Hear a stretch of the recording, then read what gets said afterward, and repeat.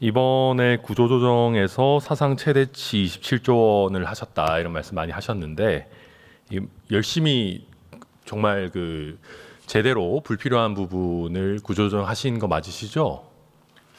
예, 뭐 저희들 할 수 있는 범위에서는 하여튼 최선을 다했다는 말씀. 예, 저도 보니까 지난번에 이제 저희한테 보고하셨을 때도 성과 중심으로 저성과 낭비성 지출해서 이제 27조 원 구조조정하겠다라고 말씀해 주셨는데 저희가 구조조정 내용을 쭉 다 한번 살펴봤거든요. 근데 이게 문제가 사실 굉장히 많습니다.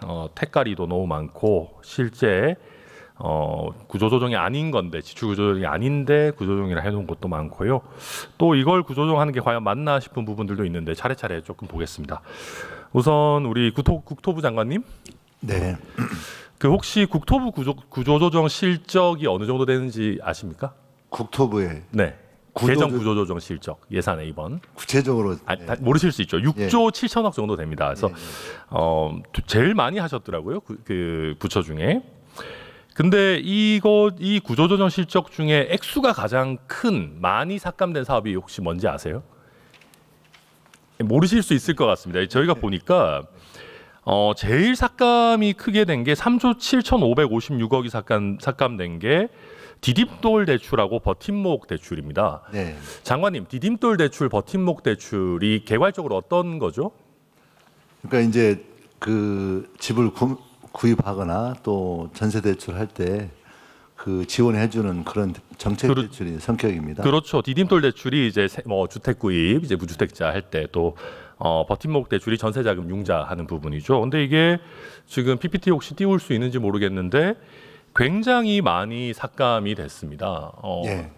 예, 이게 지금 뭐 전체 예산 중에 3조 7,556억, 그러니까 27%나 삭감이 됐어요.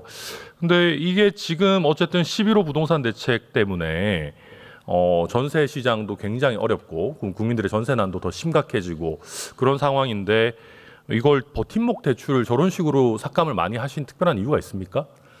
그러니까 이제 정책 대출이 어떤 서민들에게 또 청년들에게 그런 대출 그 전세 자금이라든가 또 주택 구입할 때에 지원해주는 역할을 수행했었습니다. 그래서 많은 긍정성이 있는 그런 대출이라고 저는 생각하는데요. 다만 이 정책들이 너무 늘어나다 보니까 사실 그런 정책들이 커짐에 따라서 오히려 유동성이 커지고 또 실제 집값을 상승하는 또 다른 요인으로 되게 되고 또 집 주인이 전세를 내놓을 때나 또 이런 과정에서 그런 대출이 있는지를 아니까 상대적으로 전세값을 올리는 등 이런 식의 약간의 후과가 있다는 점에서 일부 삭감하는 어떤 내용을 가지고 진행하게 된 겁니다. 예, 그런데 장관님, 이번에 정부가 세 차례 이제 부동산 대책을 내놓으면서 아마 오늘 이 자리에서도 여러 차례 말씀하신 것 같은데 일관되게 이야기하신 게 실수요자 서민들에게는 불편이나 어떤 이런 것들이 가중되지 않도록 신경을 썼다라는 말씀을 하셨는데 디딤돌 대출이나 버팀목 대출 같은 경우에는 엄격한 요건들이 있어야 됩니다. 소득 요건도 갖춰야 되고 실거주나 뭐 실제 수요 이런 부분들 갖춰야 되죠. 그런데 이런 어떤 정책 자금들까지 줄여버린다라고 하신 거는 지금까지 말씀해 오신 정말 실거주 목적의 서민들의 주거 안정은 확보하겠다라는 거랑은 좀 모순된다라는 걸 저는 지적을 안 할 수가 없다라고 말씀드리고요. 또 있으니까 또 같이 얘기할게요. 그 다음에 국토부에서 두 번째로 구조조정 실적이 큰 게 뭔가를 살펴보니까 공공분양주택 융자 관련한 예산이거든요. 이게 1조 4천억 정도 이제 삭감을 하셨더라고요.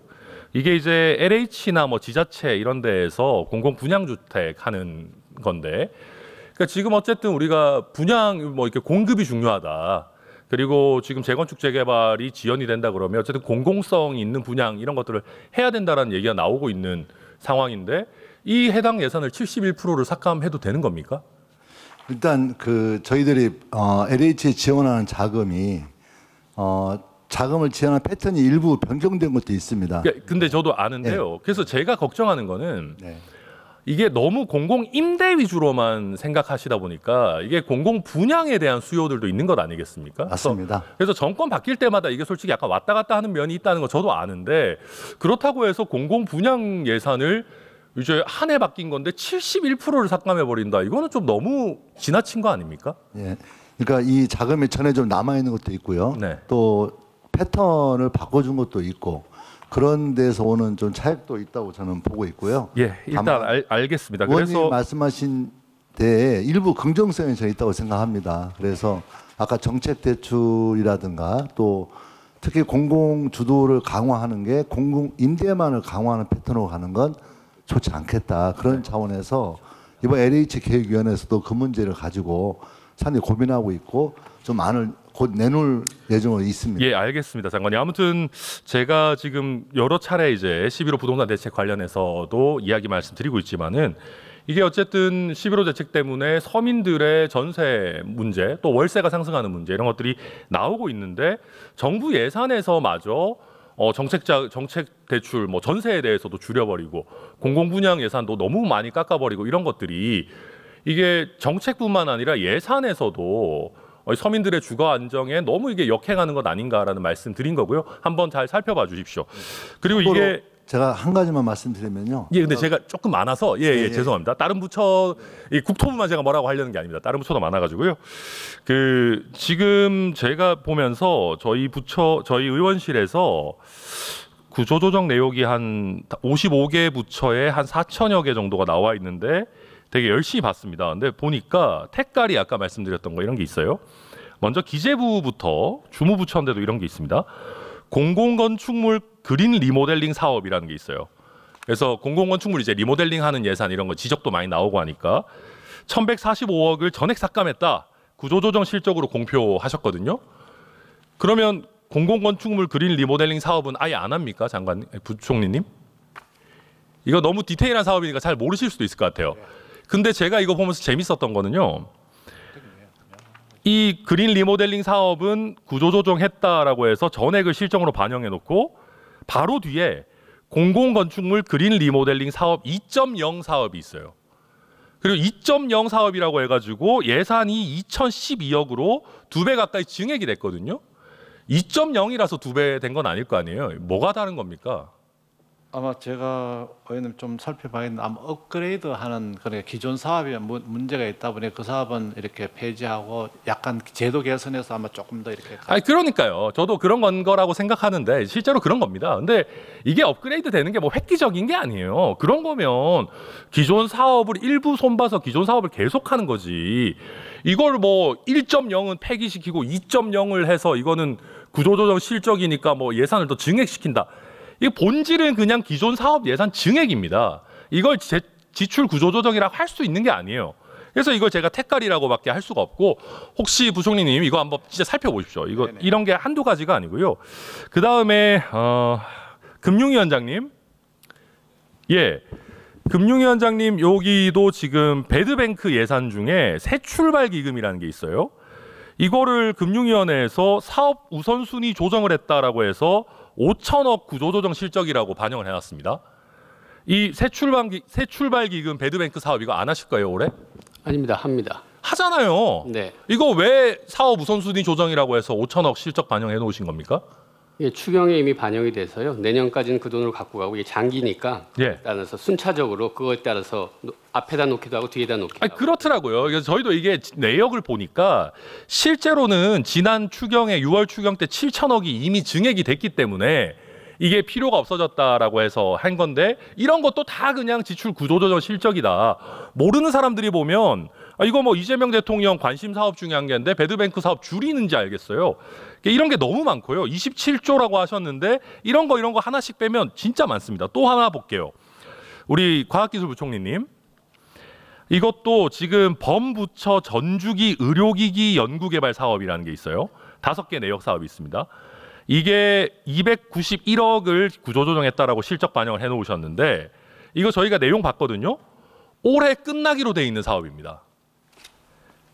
아니 올해 끝나기로 이미 종료되는 사업인데 자연히 종료되는 사업을 지출 구조조정 대상 사업이다라고 실적 보고하셔도 되는 겁니까? 한번 이거 살펴봐 주시겠습니까, 부총리님? 살펴보고 말씀드리겠습니다. 예, 그렇게 해주시고요. 그 다음에 국가데이터처장님, 여기도 점입 가경인데 어디 계시죠? 네. 아, 예. 인구주택 총조사 사업 있잖아요. 네. 이거 뭐 저랑 그때 기재위 국감에서도 이야기하셨지만 5년에 한 번 하는 거잖아요. 그죠? 그렇습니다. 이번에 했으니까 앞으로 5년 있어야 하는 거죠. 네. 근데 내년에 어차피 안 할 조사인데 왜 올해 한 사업인데 내년에 안 한다 그래서 이거 지출 구조조정에 넣어놨습니까? 어차피 5년 있다가 해야 되는데 이게 지금 올해 예산이 17억 원이었는데 내년에는 필요 없다 그래서 16억 원 안 하는 걸로 돼 있는 거를 지출 구조조정이라고 넣어놨어요. 이런 거는 지출 구조조정에 넣으면 안 되는 거지 않습니까, 처장님? 그러니까 물론 기재부에서 뭐 실적 내라라고 이렇게 해서 취합하고 나름의 뭐 압박도 실적 압박 같은 게 있으셨겠지만 아니 조금만 보면 5년에 한 번씩 하는 거를 내년에 어차피 안 하는 거를 구조조정했다 이렇게 올리시면 안 되는 거잖아요. 이거 다시 한번 좀 봐주시겠어요, 처장님? 그렇게 하겠습니다. 예, 그리고 고용노동부 차관님 지금 계신가요?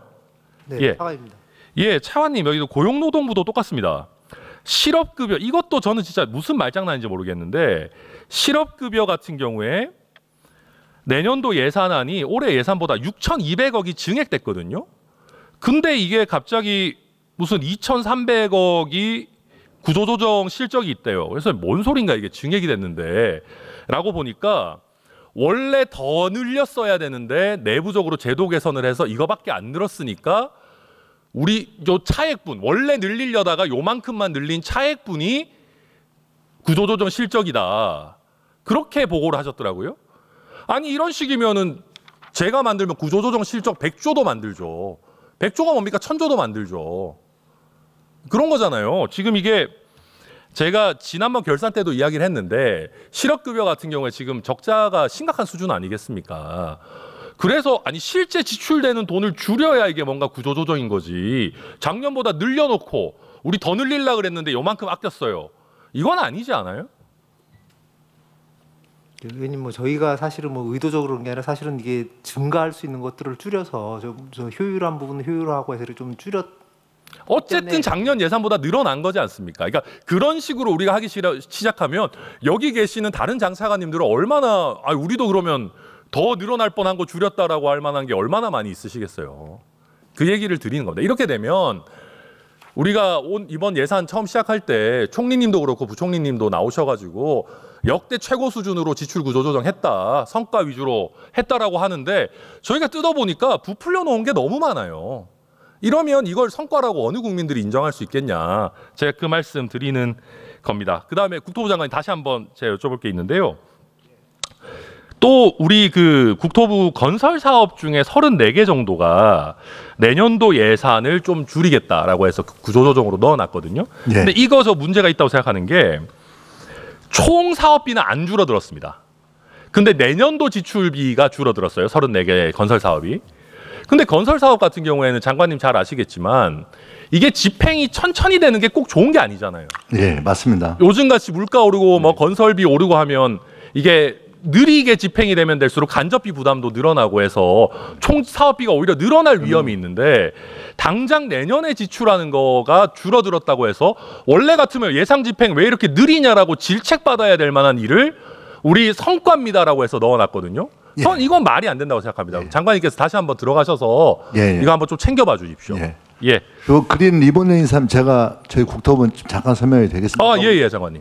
그러니까 그린 리본 연임 민간은 이자를 지원하는 사업이 답하고 진행되고 있습니다. 있었습니다. 근데 그게 이제 지난 정부에서 폐지되는 바람에 지금 현재 그게 깎여 있고요.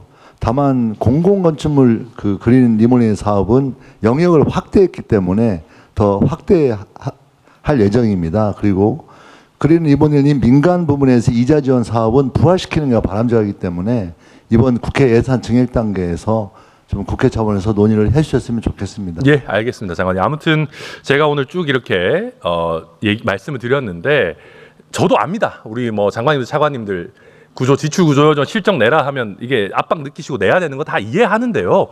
그래도 저희가 조금만 한꺼풀만 뒤져보면 이게 지출 구조조정 아닌 것까지 마구잡이로 택가리하고 이게 뒤섞어서 넣으면 안 된다. 그 말씀을 드리려고 하는 거고요. 그리고 이걸 조금 더 근본적인 제도 관련해서 어쨌든 우리가 대안을 좀 생각해 보자면 구윤철 부총리님, 네. 이게 우리나라 같은 경우에는 매년 성과평가를 하긴 합니다만은 지출 구조 조정에 관한 법령이나 아니면 내부 지침 같은 게 따로 있으시지는 않죠. 지금 뭐 저희들이 그 뭐 집행 부진이라든지 그런 저희들이 생각하는 건 있지만 이게 뭐 딱 규정화 해가지고 이렇게 한 그렇죠. 저도 이제 그래서 보다 보니까 OECD 요 내용 저희도 한번 찾아봤어요. 다른 나라는 어떻게 하고 있나. 다른 나라가 지금 보면 OECD 35개 중에 한 22개국 이상은 미리 이제 설정된 지출 구조 조정과 관련한 규범을 가지고 있답니다. 그래서 이제 그 내년도 예산 뭐 이런 거 하기 전에 미리 이런 규범에 따라서 어떤 거에는 구조 조정을 해야 되는지 그런 것들을 좀 의무화된 규범 같은 것들을 가지고 있다는데 우리는 그런 게 없어서 그러다 보니까 오늘도 저랑 이렇게 이야기를 나누면 이게 그러면 지출 구조 조정이 맞냐 아니냐 넣어도 되는 거냐 아니냐 이런 약간 코에 걸면 코걸이 뒤에 걸면 귀걸이처럼 자꾸 논쟁을 하게 되는 그런 부분들이 생기는데 이번 기회에 우리도 지출 구조 조정에 대한 어느 정도의 지침이라도 그러니까 법령이 처음 되면 좋겠지만 그게 안 된다 그러면 지침이라도 한번 만들어 보면 어떻겠나 싶은데요. 부총리님 혹시 어떻게 생각하십니까? 예, 의원님 아주 좋은 말씀 주셨고요. 저희들이 이제 지출 구조 조정이라 하는 게 의원님 말씀대로 완전히 무슨 혁신을 하는까지 하면은 좋겠습니다만 내년도에 좀 저성과 부분에 갈 예산을 해서 고성과 그렇죠. 또 다른 데로 이렇게 옮기는 면도 있죠. 옮기는 면도 저희들은 이제 구조조정으로 보고 있는데 지금 의원님 말씀하신 것처럼 내년도에는 진짜 이 전체 예산 전반을 가지고 진짜 완전히 진짜 이거는 예, 부총리님, 아니 무슨 말씀인지 좀 한번 적극적으로 봐주시고요. 시간이 얼마 안 남아서 이게 제가 걱정인 게 또 기획 예산처도 떨어져 나가고 그 정부 이제 재정 지출 관리하는 기능도 그쪽에서 가져간다는 거 아닙니까? 그러면 이게 예산을 짜는 쪽에서 또 정부 재정 관리까지 한다 그러면 더 이게 브레이크가 없어질 수도 있습니다. 예전에 우리 그 예산처랑 재정부 따로 있을 때는 사실 재정부에 발언 시간이 초과되어 마이크가 꺼진 상태입니다. 네.